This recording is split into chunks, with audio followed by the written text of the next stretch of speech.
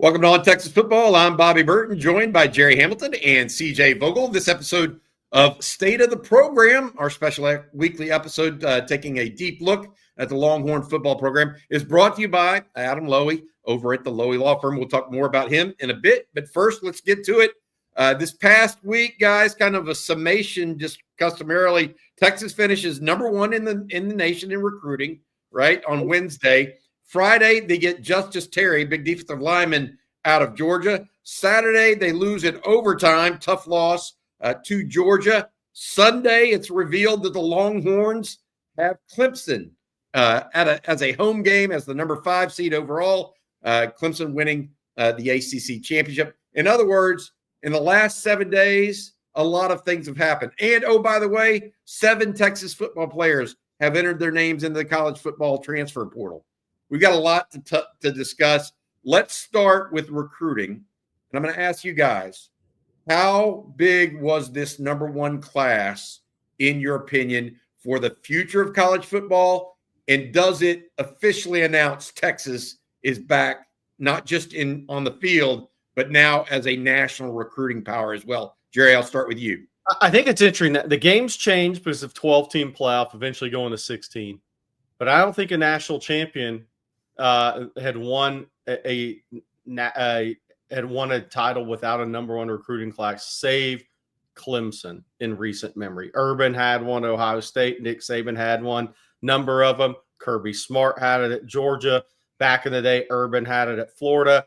Mac had his in 2000. I mean, you can go down. Michigan last year did not, to be fair, but they had like 2 or 3 top 10 classes. So I do think in the SEC region in the South, it says you're getting to that talent level, and I think it's huge for Sark moving forward. Does that guarantee it in the number 1 or 2 class next year? No, because all of that depends on how many 5 stars are in your state, how many guys those you can get, and how big your class is. Quite frankly, Texas can sign 21 guys next year and not be a top 5 ranked class, but have a really, really good class.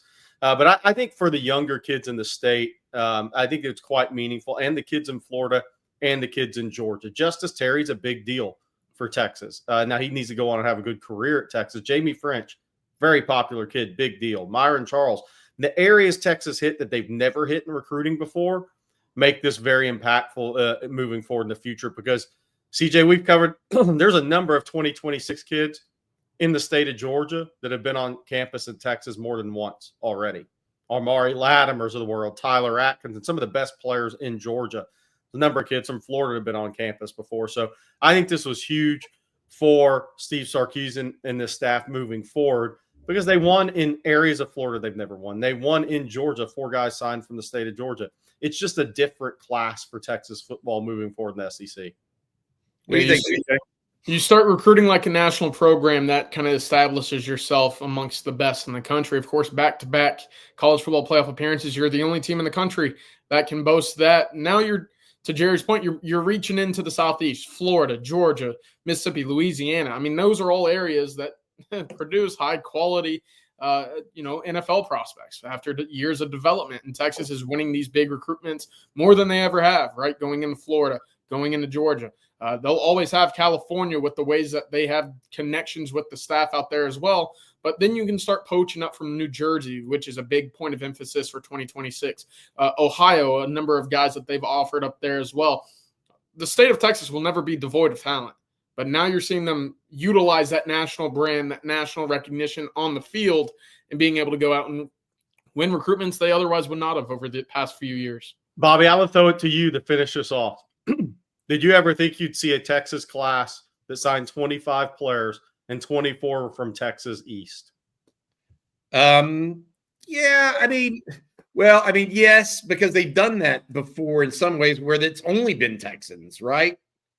My bigger thing is this, guys, is I believe that CJ's onto a little something here, is that you start in the Southeast and you get a number 1 ranked class, you win and enough to be in 2 consecutive college football playoffs.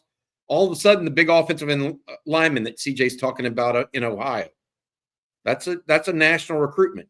Up in New Jersey, we've got some guys up there that Kyle Flood is talking to.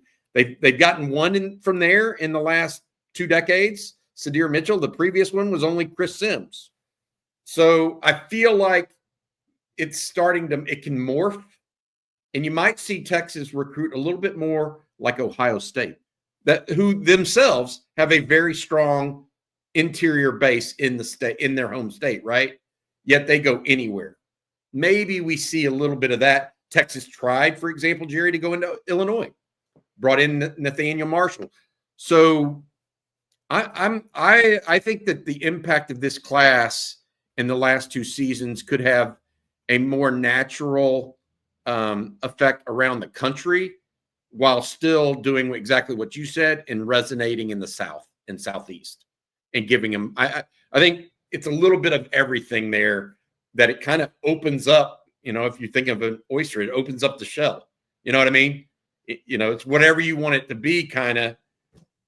And having that perception of a number 1 ranked class, that's what Ohio State used to do, right? Is they'd get a 1, 2, or 3 class, and they use it and win 10 games and go buoy it, and use it to do another thing and get guys out of California, New Jersey, Maryland, the Deep South, Texas, etc. Maybe Texas can use that to its advantage, and I think Sark will, because he's that kind of guy. My goal for Texas is 80% of their class or better comes from 3 states every year: Texas, Florida, Georgia. If they do that, they're going to be a top 3 most talented team in the country. I would add Louisiana to that for 1 or 2 players. Yeah. You agree with that? Like just a couple now, because there's some proximity there that's very strong. All right, Gerry and CJ, obviously the loss against Georgia was a little difficult to take. It was a winnable game that the Longhorns literally could have won the first ever SEC championship in their first attempt. But I look at it and I look at what happened because of it. I like Texas's path in the college football playoff as the number 5 seed infinitely better than I would if I were the 2 seed. Mm-hmm. And I think that right now Texas has a clear path to the national semifinal, where if they were in Georgia's shoes, they'd have to be beating at least a Notre Dame team pretty salty up front on both sides of the ball, good run game, veteran quarterback.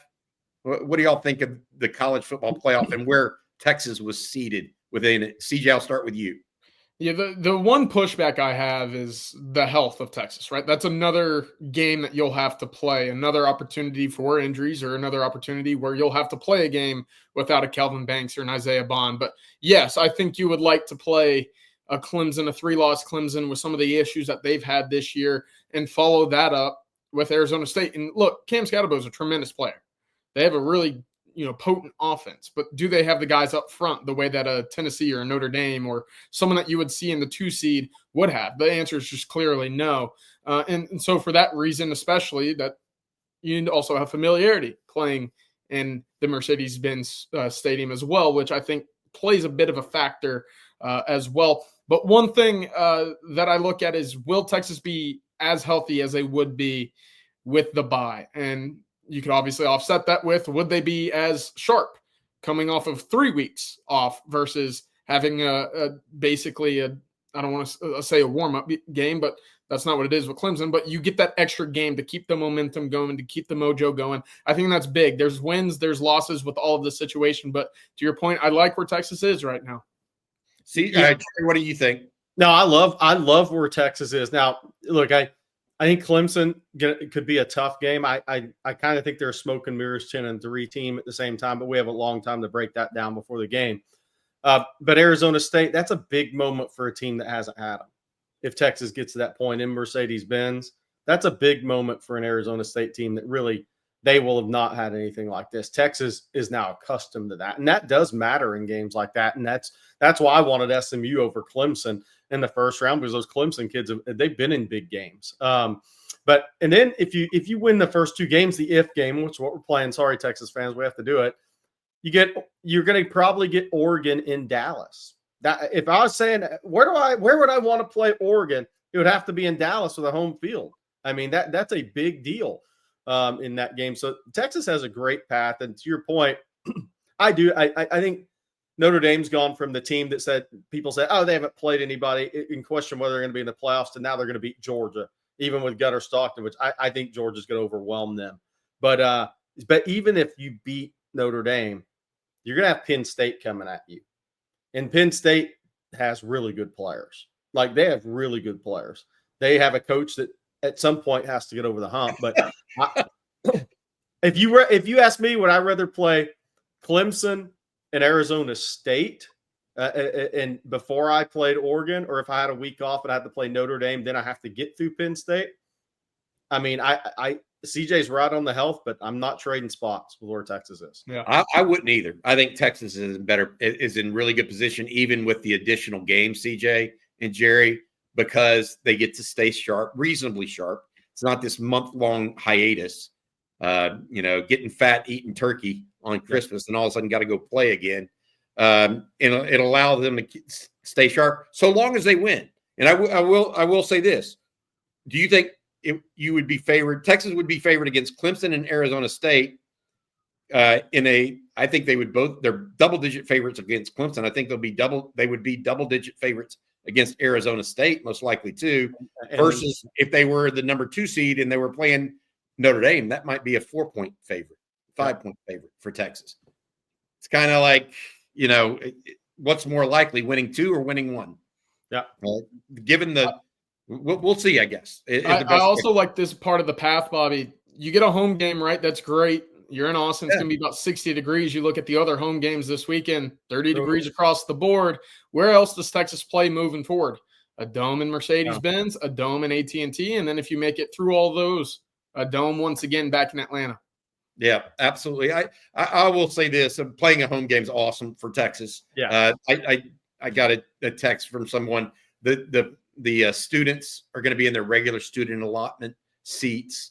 It should have all the feel of a Texas home game a week and a half from now. So that's great. All right, I want to say thank you real quick to one of our sponsors before we go to the next topic. That is Adam Lowy of the Lowy Law Firm. Each and every episode of State of the Program brought to you by Adam and his group. If you've been injured in a car wreck, truck wreck, automobile accident of any kind, and think you might be due compensation, reach out to Adam and his group for a free, no strings attached consultation, LowyLawFirm.com. Again, that's LowyLawFirm.com. Thank you, Adam, for everything there. All right, we talk about this with Texas and everything that they've got going in front of them. You mentioned health, CJ. Kelvin Banks in a boot really couldn't, or not even in a boot, but could not move, to your opinion, really well on Saturday in warmups. We saw Isaiah Bond in a boot post-game against Georgia. Where is Texas, in your opinion, health-wise right now? Look, it's kind of twofold, right? Defensively, I think they're in pretty good shape, and that speaks to the depth, but I also speaks to just luck of playing, 13, 14 games so far. Texas has been pretty healthy this year on the defensive side of the ball. You would like to see a little bit better health on the offensive side of the ball, and specifically with Kelvin Banks, your all-world left tackle. Look, Trevor Gooseby did well. He did well against Georgia. That's a tall task to step into a game and have to play some of those edge rushers that Georgia has. And this time next year, that performance probably a little bit better, of course. But again, moving forward, when you're playing these all-world edge rushers, you'd like to have Kelvin Banks out there at left tackle. Isaiah Bond, again, I know he hasn't necessarily been a big part of the offense as of late. Statistically, it hasn't been pretty for him. But this is a guy, again, at any moment, he can take a slip screen. He can take a bubble. He can go to the house. We've seen that already this year a couple of times. You're going to want a guy like Isaiah Bond on the field just for the threat of that as well. Jaden Blue, positive returns on his shoulders. He only got 2 carries against Georgia, but right now it's sounding like he'll be trending towards being as healthy as he's been prior to Texas A&M, which is encouraging as well. But that's, again, all on the offensive side of the ball where Texas will need to get a lot of its health back. Hey, Gerry, a question for you as it relates to Isaiah Bond. Is it time to see more Silas Bolden in that role? I mean, that's a fair question, right? Given his production based on number of snaps, and CJ could probably give us the stats. His production's pretty darn strong given the number of snaps. Yeah, I mean, look, the bottom line with Isaiah Bond is if he has a hitch in his giddy up, he goes from 4.25 to 4.55. He's a totally different player. He's a speed merchant. That's what he is. He's not a 50-50 ball winner. He's not a precision route runner. He's not a great edge blocker. What he is he's He is a jet that changes the way teams look at you on tape. So if he's not that guy, then yeah, I think that's one of the interesting things going into the Clemson game, guys, is if Isaiah Bond can't go, Sark has 13 days to scheme ways to get Silas Bolden more involved. And I think that's what you're going to see. And I think he can be his speed, I think, could give Clemson real issues, along with his toughness. I mean, he's a tough player.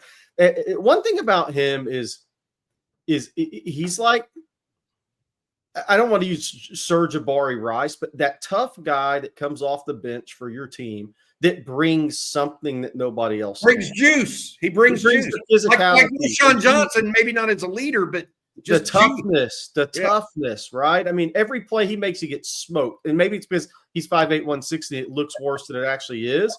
But it looks like he's getting beat down every time people hit him. And he pops right up and he's ready to roll. That gets teammates respect. So I love what he brings. And I think against Clemson, he's going to have a chance to make some big plays in that game. I really believe that. And if Bond's healthy, he will too. Because Texas speed will give Clemson issues. Sticking with you, Jerry, I asked you about Silas Bolden. What do they do with Arch Manning? Look, I'll be surprised if we don't get a red zone pass coming up here in the playoffs. I think that's the natural progression of this thing. The next time Arch comes in, what are people going to do? They're going to load up. They're going to think it's just run. It's just run. It was just run against A&M. It was just run against Georgia. We can't all be naive to think that enough to think Sark, who's a very aggressive guy, at the right time isn't going to throw a pass off of that. He certainly is, as much as they've struggled scoring the ball in the red zone with Quinn, throwing the football. I think that's going to be – and I'm not sitting here saying Arch is going to be the guy and he's going to take every snap in the red zone. I'm not saying that. I'll be surprised if we don't see a throw off of this in the college football playoff when needed. CJ, how do you use or not use Arch Manning in the next game? What are your thoughts on that? Look, I think you have to use him first. I thought that would be the case against Georgia, and we saw 2 snaps of him, one of which he didn't even touch the ball because it was one of those fakeroos through the legs on 4th down. Cool play call, cool design, of course. But I thought that was a game that kind of lined up very well for Texas to use Arch Manning. Look, Haynes King ran for 110 on 24. Not saying that you're going to use Arch Manning the same way, but we certainly have seen the capabilities to have the read option, the power run to the outside. Those were all play calls that you used in Kyle Field the week prior. So you're struggling this much in the red zone. It's kind of been the case over the last 4 games or so. You got to switch something up. And when you're being met at the line of scrimmage by a defensive line like Georgia's, that's not going to allow you to open up those run lanes. You got to find somewhere else to get up those cheap yardages. And look, they started overtime with Arch Manning. What'd you do? You gained 5 yards on probably a pretty predictable play call. I think you have to use him. I think you have to have a way to find a package for him. To Jerry's point, you can open it up at any point because look, he is a pretty darn good quarterback. He can sling the rock.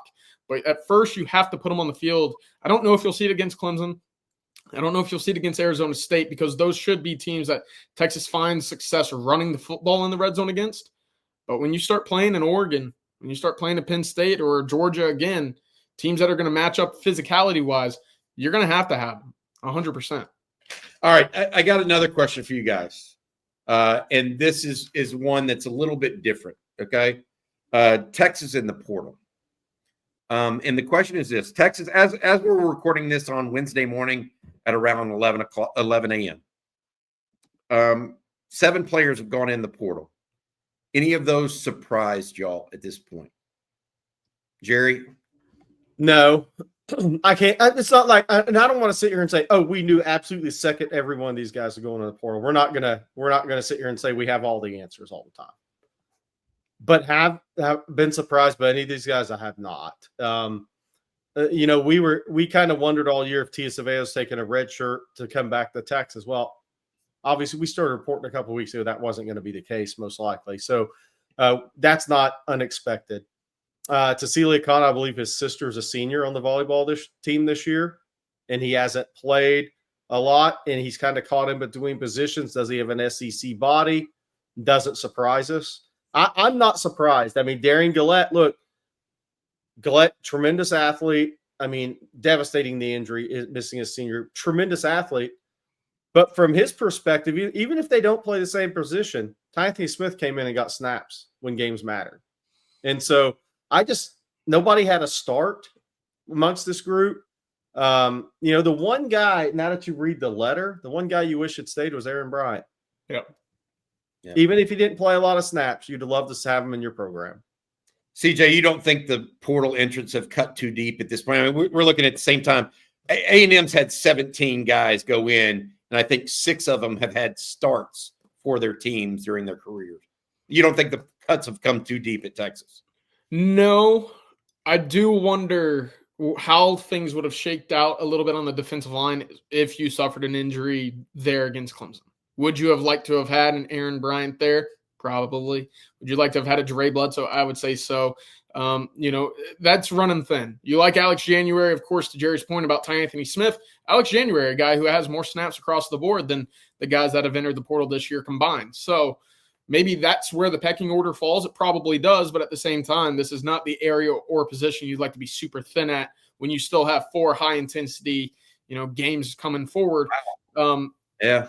But other than that, I don't want to say here and say I told you so with all the portal entrants, but it's not that surprising considering the positions in which we're seeing them enter, the futures of those positions, and the current contributions of those looking for brighter futures. Bobby, and I wanted to add this, and nothing's 100%, but if you don't really make a mark in 2 years, it's hard to sit for the third these days.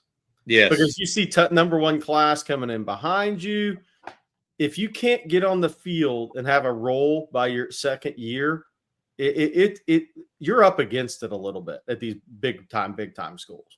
It's trying because you also came in as a big name recruit, most likely as well. Yeah. Darian Gillette's a perfect example of that. I would add this. I think I was somewhat surprised by Javion Cole. Probably shouldn't have been, but Texas is already somewhat thin at corner heading into next year.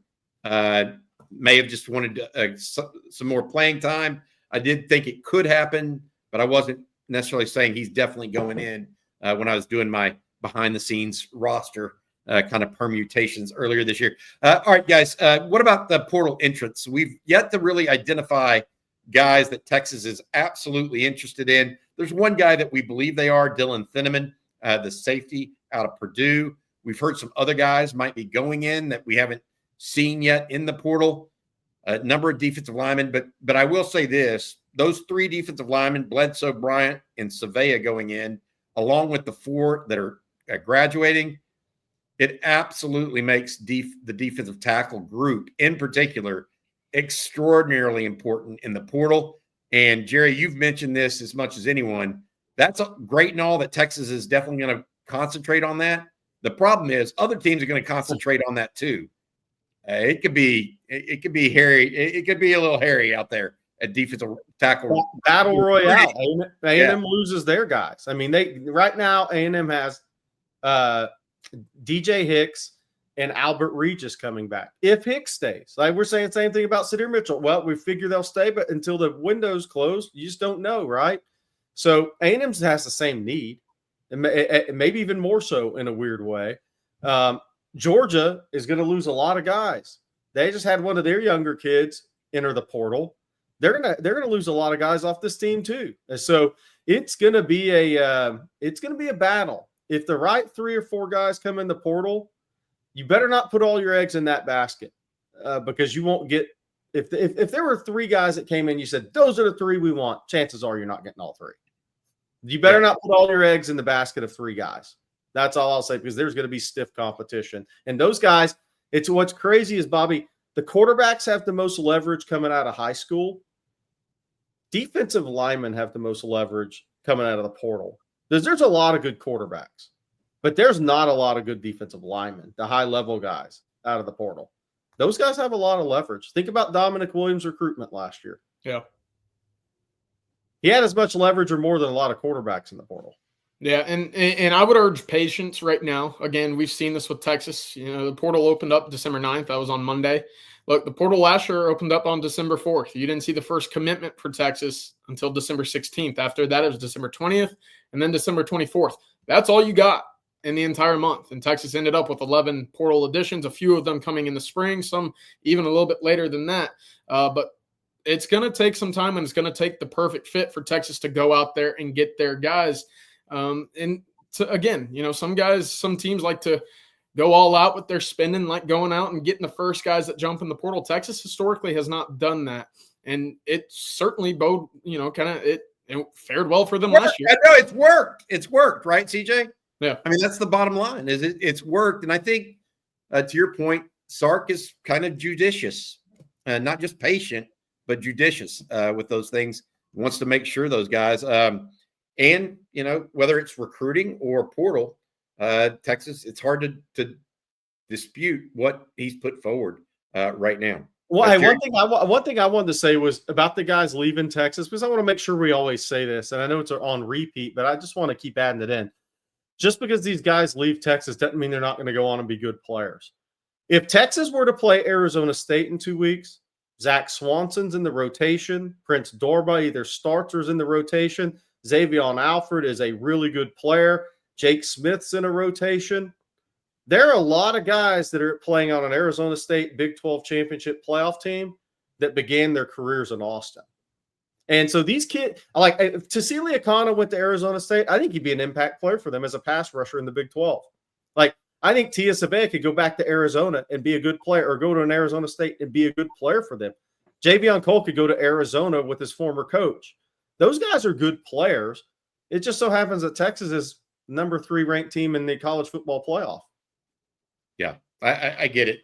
Harder to breach that roster at Texas than maybe some other places. All right, that's going to do it for this discussion. I appreciate you guys very much. We also thank our sponsor, Adam Lowy, over at the Lowy Law Firm. Again, if you've been injured and think you might be due some sort of compensation, Adam and his group are there for a free consultation. Just reach out to them, loweylawfirm.com. Thanks, Adam, for your sponsorship of On Texas Football and Stay the Program. Before we get going, you guys I've got last thing I want to mention.